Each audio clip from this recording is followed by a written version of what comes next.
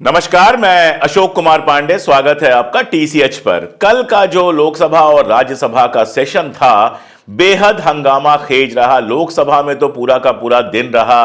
प्रियंका गांधी के नाम जिन्होंने अपना पहला भाषण दिया, मैं उस पर डिटेल में बात करूंगा। लेकिन राज्यसभा के अंदर मल्लिकार्जुन खड़गे और जगदीप धनखड़ के बीच जो नोकझोंक हुई है, वो लंबे समय तक याद रखी जाएगी। जगदीप धनखड़ के खिलाफ आप जानते हैं प्रस्ताव आया हुआ है, अविश्वास प्रस्ताव आया हुआ है राज्यसभा के अंदर। अब जगदीप धनखड़ साहब इसके बचाव में कह रहे हैं कि यह मुझ पर नहीं, मेरी श्रेणी पर हमला है, यानी मैं जाट हूं, मैं किसान हूं, किसान के ऊपर यह हमला है। यानी जब आपके ऊपर आपके पक्षपातपूर्ण व्यवहार के चलते अविश्वास प्रस्ताव आया है तो आपको अपना किसान होना याद आ रहा है। इसके पहले किसान आंदोलन इतने दिनों तक चलता रहा, किसान इतने सारे मारे गए, लेकिन उस समय एक दिन भी आपको किसान आंदोलन याद नहीं आया, एक बार भी आप वहां पर गए नहीं।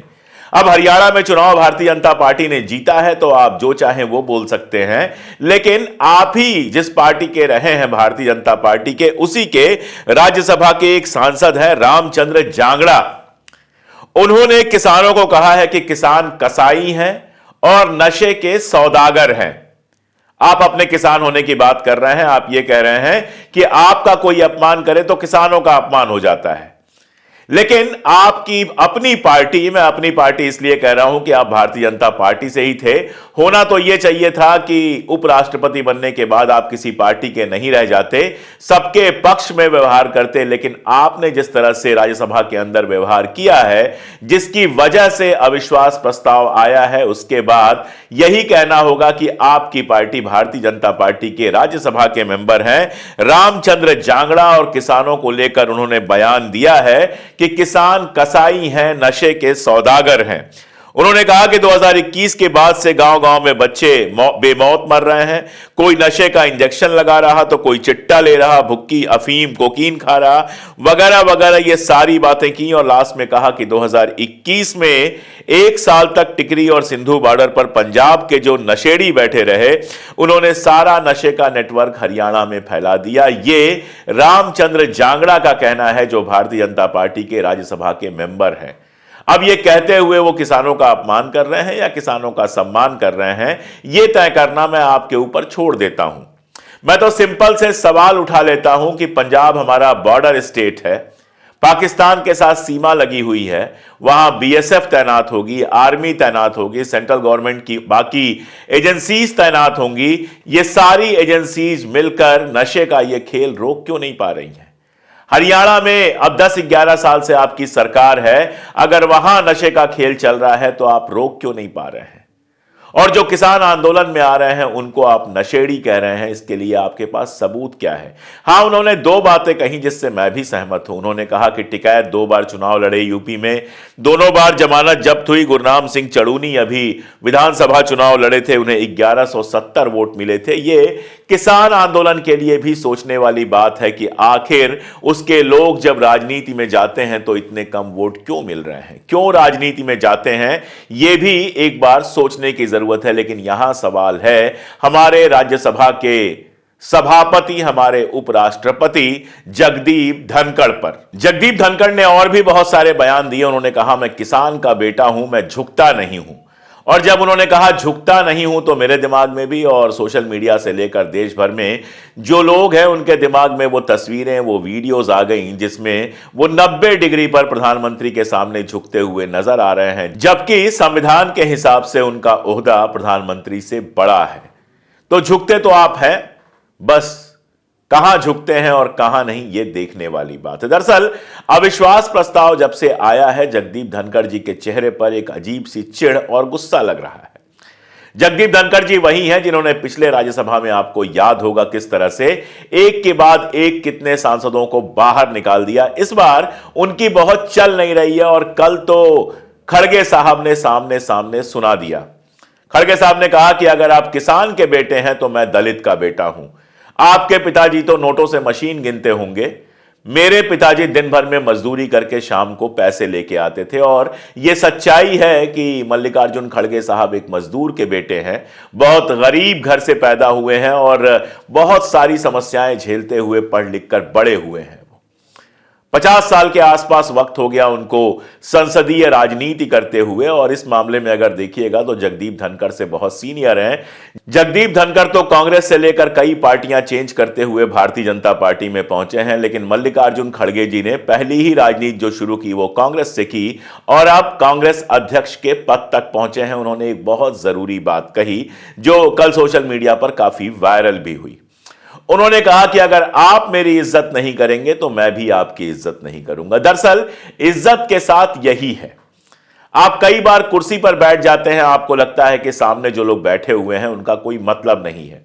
मैंने आपको बताया था राज्यसभा सांसद जो आम आदमी पार्टी के संजय सिंह जी हैं वो बोल रहे थे, और किस तरह से हमारे जगदीप धनखड़ जी संजय संजय कर रहे थे जैसे किसी जूनियर से बात कर रहे हो, जबकि राज्यसभा में जितने भी मेंबर्स हैं सारे माननीय मेंबर होते हैं। उनके साथ माननीय लगाकर या फिर जी लगाकर या फिर इज्जत से बात करने की परंपरा रही है जो जगदीप धनखड़ कई कई बार तोड़ चुके हैं।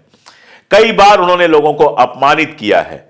तो जब आप लोगों को अपमानित करेंगे तो आपको बदले में अपमान ही मिलेगा, और बिल्कुल तुर्की बतुर्की ये बात जो है खड़गे साहब ने संसद में जब उंगली दिखाते हुए सुना दी तो फिर धनखड़ साहब के पास कोई रास्ता नहीं था। राज्यसभा को उन्होंने तुरंत सस्पेंड किया और आज 12:15 बजे अपने कमरे में अपने केबिन में मिलने के लिए बुलाया है खड़गे साहब को। अब देखिए आगे क्या होता है। अविश्वास प्रस्ताव की जो बहस होगी वो बेहद इंटरेस्टिंग बहस होगी। बहुत सारे मुद्दे उठने हैं वहां पर और इन सारे मुद्दों पर तीखी और बहुत ज्यादा तीखी बहस होगी। ये संसद के इतिहास में अपने आप में एक नोट किए जाने वाला वक्त होगा जब संसद के जो सभापति हैं उनके खिलाफ बाकायदा अविश्वास प्रस्ताव आया है। उधर लोकसभा के अंदर कल प्रियंका गांधी ने पहला भाषण दिया अपना। वायनाड से जीत के आई हैं, कांग्रेस की सांसद बनी है और अपना पहला भाषण दिया, और सारे लोग इस बात का इंतजार कर रहे थे कि आखिर प्रियंका गांधी अपने भाषण में कहती क्या है। भाषण बढ़िया था उनका कई कारणों की वजह से। पहली बात तो यह कि हिंदी भाषा पर उनकी जो पकड़ है वो बिल्कुल नेचुरल है, बिल्कुल स्वाभाविक है, बिल्कुल शांति से उन्होंने अपनी बात कही। ना तो कोई नाटक किया, ना तो हाथ झटका, ना सिर झटका, ना कोई नाटक किया। नाटकीयता से बिल्कुल परहेज करते हुए सीधे सीधे उन्होंने सरकार पे हमला किया और ऐसे मुद्दे उठाए जिन मुद्दों को उठाने से कई बार विपक्ष के नेता भी बचते हैं, चुप रहते हैं। जैसे मुसलमानों के साथ लगातार जो अत्याचार हो रहा है उस पर प्रियंका गांधी ने विस्तार से बात की। यह एक ऐसी बात है जिसके लिए अपने प्रोग्राम्स में लगातार आलोचना करता रहा हूं विपक्ष के नेताओं की, कि सबके बावजूद जब मुसलमानों के साथ कोई अत्याचार होता है, जब संभल में कोई अत्याचार होता है, जब कहीं और कोई अत्याचार होता है, तो सीधे सीधे मुसलमान कहने में या उनका नाम लेने में भी विपक्ष के नेता बचते हैं। ये एक ऐसी चीज है जो उनको कमजोर करती है। उनको यह लगता है कि मुसलमानों का नाम लेंगे या मुसलमानों के साथ जो अत्याचार हो रहा है उस पर बोलेंगे तो हिंदू वोट चला जाएगा। इस बात को आप याद रखिए कि जो भारतीय जनता पार्टी का कोर वोट है, जो मुसलमानों से नफरत करता है, जो उन लिंचिंग्स में शामिल है या फिर उन लिंचिंग्स का समर्थन करता है, वो आपको कभी वोट नहीं देने वाला। आप चाहे जितनी भी धार्मिक क्रियाएं करके देख लीजिए, आपको भारत की जनता का वह हिस्सा वोट करता है जो संविधान के साथ खड़ा होना चाहता है, जो भारत में हिंदू मुस्लिम एकता देखना चाहता है, जो सांप्रदायिकता के खिलाफ है। और जनता का वो हिस्सा आपसे सुनना चाहता है कि किसी दलित के ऊपर, किसी पिछड़े के ऊपर, किसी महिला के ऊपर, किसी मुसलमान के ऊपर, किसी ईसाई के ऊपर, किसी सिख के ऊपर, किसी के भी ऊपर अगर कोई अत्याचार होता है तो आप उस पर क्या बोलते हैं। वो चाहता है कि आप ऐसे सभी अत्याचारों के खिलाफ सीना तान के खड़े हों। वो चाहता है कि आप जनता के अधिकारों के लिए लड़ें। इसलिए बहुत जरूरी है कि संसद के अंदर या बाहर जब आप बात करें तो इन मुद्दों पर बात करें। इधर दोनों चीजें बहुत अच्छी हुई हैं। संभल जाने की कोशिश की, राहुल गांधी ने उनको रोका गया। उसके बाद संभल के जो पीड़ित हैं वो आए, उनके साथ राहुल गांधी मिले, वो फोटो मीडिया पर शेयर की, और अब प्रियंका गांधी ने संसद के अंदर सीधे नाम लेकर यह मुद्दा उठाया। तो पहली तो यह बात है जिसकी वजह से प्रियंका गांधी का यह भाषण याद किया जाएगा। उन्होंने बहुत साफ साफ कहा कि प्रधानमंत्री संसद में संविधान की किताब को माथे से लगाते हैं, लेकिन जब संभल में, हाथरस में, मणिपुर में ऐसी जगहों पर न्याय की गुहार उठती है तो उनके माथे पर सिकन भी नहीं आती है। सबसे मजेदार बात यह है कि कल संसद में इतनी इंपॉर्टेंट बहस चल रही थी संविधान को लेकर और हमारे प्रधानमंत्री महोदय इलाहाबाद में थे। इलाहाबाद में कुंभ का शायद उद्घाटन वगैरह करने गए थे और जो वीडियो पोस्ट किया गया उसमें बड़े शान से, बड़े आराम से एक फेरी में बैठकर कोई गाना चल रहा होगा, उस गाने की धुन पर अपनी उंगलियां चलाते हुए और अपना वीडियो पोस्ट करते हैं। आप सोचिए कि एक तरफ संविधान पर चर्चा चल रही है संसद और राज्यसभा के अंदर, लोकसभा और राज्यसभा के अंदर, और दूसरी तरफ हमारे प्रधानमंत्री इस पूरी कार्यवाही से पूरी तरह गायब हैं। अंत में आएंगे, एक लंबा चौड़ा भाषण देंगे, ताली बजवाएंगे और चले जाएंगे। संसद की इस पूरी बहस में जो चलती रहती है, ऐसा लगता है कि प्रधानमंत्री मोदी का कहीं कोई इंटरेस्ट नहीं है, किसी को सुनने में कोई इंटरेस्ट नहीं है। लोकतंत्र में बेहद जरूरी होता है। प्रियंका गांधी ने एकदम वेदों वगैरह से एग्जाम्पल लेकर कहा कि हमारे यहां हमेशा से वाद विवाद संवाद की परंपरा रही है। यानी एक आदमी कुछ कहता है, दूसरा उस पर आपत्ति जताता है, बहस होती है और इस तरह से दोनों के बीच में संवाद बनता है। मैं कहूं कि यह रास्ता सही है, आप कहें कि यह वाला रास्ता सही है, हम बैठे बहस करें, कागज पे दोनों रास्ता बनाएं और फिर तय करें कि दोनों में से कौन सा रास्ता ठीक है या फिर कोई तीसरा रास्ता लें। यह होता है संवाद, यह होती है डेमोक्रेसी। और मैं कहूं कि ये वाला रास्ता ठीक है, आप कहें वो वाला रास्ता ठीक है, और जिसकी लाठी में ज्यादा ताकत हो वो दूसरे को मार दे और उसी रास्ते को माना जाए जो ताकतवर का रास्ता है, ये होती है तानाशाही। लोकतंत्र के लिए बहुत जरूरी है कि हमारे प्रधानमंत्री भी संसद में बैठें, जब हमारे माननीय सांसद अपनी बात रख रहे हैं उसको सुने। लेकिन एक तरफ प्रधानमंत्री महोदय के बारे में कहा जाता है कि एक दिन की छुट्टी नहीं लेते हैं। मैं आपको बता चुका हूं कि प्रधानमंत्री के लिए छुट्टी का कोई कंसेप्ट ही नहीं है, क्योंकि प्रधानमंत्री से ऊंचा कोई नहीं है जिससे वो छुट्टी ले सकें। इसलिए उनको कोई छुट्टी लेने की जरूरत नहीं है। छुट्टी कर्मचारी लेते हैं, उनको छोड़ दीजिए। मंत्री और एमपी एमएलए को भी छुट्टी लेने का कोई प्रावधान नहीं है, छुट्टी कर्मचारी लेते हैं जो उनकी नौकरी करते हैं। तो एक तरफ दावा किया जाता है कि 18 घंटे काम करते हैं, छुट्टी नहीं लेते हैं। दूसरी तरफ कुछ कुछ दिन पर ऐसे मौज मस्ती के आराम के वीडियो आते रहते हैं, और वो भी तब जब संसद चल रही है। कृषि कानूनों की बात उठाई प्रियंका गांधी ने। उन्होंने कहा कि देश में जो कृषि कानून बन रहे हैं वो उद्योगपतियों के लिए बन रहे हैं। वायनाड से लेकर ललितपुर तक इस देश का किसान रो रहा है। आज इस देश का किसान भगवान भरोसे है। जितने भी कानून बने हैं सब बड़े बड़े उद्योगपतियों के लिए बने हैं।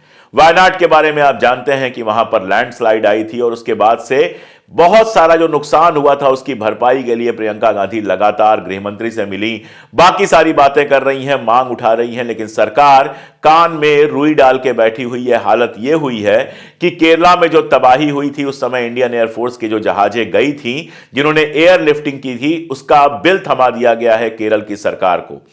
कहां तो उस तबाही के लिए मदद की जानी चाहिए थी, कहां बिल थमा दिया गया है। कई बार ऐसा लगता है कि केंद्र सरकार उन राज्य सरकारों के साथ सौतेला व्यवहार करती है जहां भारतीय जनता पार्टी की सरकार नहीं है।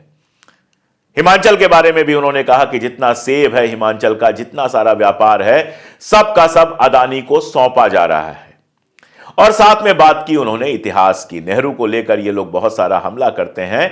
कल प्रियंका गांधी ने खुल के बात की। उन्होंने कहा कि आजादी को 70 साल हो गए हैं, आपको सत्ता में आए 10-11 साल हो गए हैं, और जब भी कुछ होगा तो आप हमेशा कभी 1930 की बात करते हैं, कभी 1920 की बात करते हैं, कभी 1940 की बात करते हैं। आज की बात आप नहीं कर पाते। हर चीज के लिए नेहरू को जिम्मेदार बना देते हैं और इस तरह से खुद अपनी जिम्मेदारी लेने से आप लगातार भागते रहते हैं। और जहां पर ले जाकर उन्होंने भाषण को खत्म किया है वो तो शायद संसद के इतिहास में अपने आप में एक मजेदार वाकया है। उन्होंने कहा कि यह देश कायरों के हाथों में ज्यादा देर तक नहीं रहा है। यानी सीधे सीधे नरेंद्र मोदी और उनकी सरकार को कायरों की सरकार कहा। जब इतिहास की बात होगी, जब आजादी की लड़ाई की बात होगी, तो यह तय होगा बार बार कि कौन आजादी की लड़ाई में लड़ा और कौन आजादी की लड़ाई में अंग्रेजों के साथ रहा। तो ये जो सांप्रदायिकता पर हमला करते हुए प्रियंका गांधी ने कहा है कि ये देश बहुत दिनों तक कायरों को सत्ता में नहीं रहने देगा। ये बताता है कि संसद के अंदर प्रियंका गांधी गूंगी गुड़िया बनकर नहीं बैठे रहने वाली। गूंगी गुड़िया मुझे इसलिए याद आ गया कि जब इंदिरा गांधी संसद में आई थी तो बहुत लोगों ने ये कमेंट किया था कि गूंगी गुड़िया बनकर वो रहेंगी, लेकिन उसके बाद इंदिरा गांधी ने क्या किया वो एक इतिहास है। तो प्रियंका गांधी भी आई है संसद में, आज जिस तरह से शुरुआत की है बहुत साफ समझ में आ रहा है कि ये गूंगी गुड़िया बनकर नहीं रहने वाली। दरअसल नरेंद्र मोदी और उनकी सरकार जो है उसकी सबसे बड़ी समस्या यह है कि जहां समस्या आती है वहां वो आंख मूंद लेती है। जहां मोदी जी का स्वागत होगा वो खबर इतनी बढ़ा चढ़ा के बताई जाएगी जैसे लगेगा कि जहां गए हैं वो पूरा का पूरा देश सड़क पर आ गया था उनका स्वागत करने के लिए, जबकि सड़क पर अक्सर जो इंडियंस वहां रहते हैं, इंडियन डायस्पोरा है, वही दिखाई देते हैं। विदेशी जिस देश में जाते हैं उस देश के लोग तो कहीं स्वागत करते हुए दिखाई देते नहीं। लेकिन जहां कुछ गड़बड़ हो जाएगी वहां खबर को दबा दिया जाएगा। मैं आपसे एक खबर शेयर कर रहा हूं जिस पर बात नहीं होगी। स्विट्जरलैंड आप सब लोग जानते हैं, काफी फेमस जगह है। स्विट्जरलैंड का नेस्ले एक बड़ा उत्पाद है। नेस्ले को लेकर सुप्रीम कोर्ट में कोई केस था, सुप्रीम कोर्ट का फैसला आया। उस फैसले पर भारत सरकार ने कोई खास कार्रवाई नहीं की और अब स्विट्जरलैंड ने भारत को जो व्यापार के क्षेत्र में मोस्ट फेवर्ड नेशन का दर्जा दिया था वो दर्जा वापस ले लिया है। तो जो लोग दिन रात करते रहते हैं कि मोदी जी का डंका बज रहा है वो इस बात पर एकदम खामोश रह जाएंगे। मैं आपको लिख के दे रहा हूं, किसी गोदी मीडिया में 1 मिनट की बहस नहीं होगी कि आखिर सुप्रीम कोर्ट का फैसला आने के बाद मामला क्यों नहीं संभाला गया, क्यों हमारे साथ जो मोस्ट फेवर्ड नेशन का दर्जा हमको मिला हुआ था वो स्विट्जरलैंड ने देखते देखते वापस ले लिया। ये तो मैं आपको सिर्फ एक उदाहरण दे रहा था, 20 ऐसे उदाहरण दिए जा सकते हैं जहां इस डंके की हकीकत आपको देश के बाहर सुनाई देती है। पता चलता है कि कैसे सरकारी जो हमारा कामकाज है उसकी गड़बड़ियों की वजह से अलग अलग देशों में हमको अपमान झेलना पड़ा। यहां मैं कनाडा और अमेरिका और बाकी सारी चीजों की बात ही नहीं कर रहा हूं। देश के अंदर की भी जो इस तरह की घटनाएं होती हैं, जैसे मैं आरजी कार हॉस्पिटल के बारे में बात करूं, जो कलकत्ता में आरजी कार हॉस्पिटल की घटना हुई थी, बहुत शोर हुआ था। भारतीय जनता पार्टी ने बहुत शोर मचाया। उसके बाद हुआ कि बंगाल की पुलिस जांच नहीं करेगी, जांच सीबीआई करेगी। सीबीआई जांच करने गई, गिरफ्तार हुए जो मुख्य आरोपी थे वो पहले ही गिरफ्तार हो गए थे। आरजी कार कॉलेज के जो प्रिंसिपल थे अब एक्स प्रिंसिपल हैं। आज की खबर यह है कि चार्जशीट दाखिल नहीं की सीबीआई ने, जिसकी वजह से उनको जमानत मिल गई। और आप देखेंगे इस खबर पर बिल्कुल चुप्पी हो जाएगी। इस खबर पर कोई बात नहीं करेगा कि सेंट्रल गवर्नमेंट की एजेंसी चार्जशीट तक दाखिल क्यों नहीं कर पाई। जो उस समय इतना सारा शोर हो रहा था, आज एक चार्जशीट भी दाखिल नहीं हुई है। जो ज्यादा शोर करेगा उस पर सीबीआई ईडी वगैरह लगा के या तो पार्टी चेंज करवा दिया जाएगा या कल जो भोपाल में घटना हुई है, मध्य प्रदेश में घटना हुई है, उसको अपनी जान देने पर मजबूर कर दिया जाएगा। वैसे प्रियंका गांधी ने एक जबरदस्त हमला उन लोगों पर भी किया जो वॉशिंग मशीन में, बीजेपी की वॉशिंग मशीन में धुलकर कांग्रेस से बीजेपी में चले गए। ज्योतिरादित्य सिंधिया अगर वहां बैठे होंगे तो यह बात उनको काफी खटकी होगी। खैर, बहुत विस्तार में बात करने की जरूरत नहीं है, लेकिन कल संसद के अंदर और बाहर जो हुआ है उससे 2 चीजें बहुत क्लियर है। पहली बात तो यह कि प्रधानमंत्री मोदी को संसदीय कार्यवाही में कोई इंटरेस्ट नहीं है। संसदीय कार्यवाही चलती रहती है और वह अक्सर संसद से गायब रहते हैं, आखिरी दिन आते हैं, भाषण देते हैं, चले जाते हैं। दूसरी बात यह है कि विपक्ष को समझ में आ गया है कि जो लोकसभा या राज्यसभा के चलाने वाले लोग हैं, सभापति हैं, उनसे किसी भी तरह के न्याय की उम्मीद करना बेकार है। आप सोचिए, प्रियंका गांधी बोल रही थी, मैं पूरे टाइम देख रहा था, जब जब कैमरा ओम बिरला की तरफ गया कभी नॉर्मल चेहरे से मुस्कुराना छोड़ दीजिए, नॉर्मल चेहरे पर भी नहीं दिखाई दिए। हमेशा ऐसा लगा किसी बड़े टेंशन में है। वही अगर इधर का कोई बोल रहा हो, कोई मंत्री बोल रहा हो, मोदी जी बोल रहे हो, अमित शाह जी बोल रहे हो, तो ओम बिरला बच्चों की तरह खिल जाते हैं। ये क्या है? ये असल में बचपना है। बचपने से ज्यादा ये कुछ नहीं है। आप ऐसी कुर्सी पर बैठे हैं कि आपको सबके साथ एक व्यवहार करना चाहिए, लेकिन सभापति की इज्जत मिट्टी में मिला दी गई है। सभापति एकदम पार्टियों के मेंबर की तरह व्यवहार कर रहे हैं और इसीलिए खड़गे जी ने जब पलट के कहा है कि आप अगर मेरा सम्मान नहीं करेंगे तो मैं भी आपका सम्मान नहीं करूंगा, इसको एक वार्निंग की तरह ट्रीट करना चाहिए इन सभापतियों को जो राज्यसभा के और लोकसभा के हमारे सभापति हैं, और अगर ये नहीं सुधरेंगे तो फिर इस तरह की घटनाएं बार बार होंगी। खैर, ये सब चलता रहेगा। असल इन सब का जो फल है वो तो जनता को भोगना पड़ेगा। संसदीय बहसें चलती रहेंगी, महंगाई बढ़ती रहेगी, बेरोजगारी बढ़ती रहेगी, और इस तरह के मुद्दों पर कहीं कोई बात नहीं होगी। आज के लिए इतना ही। बहुत शुक्रिया।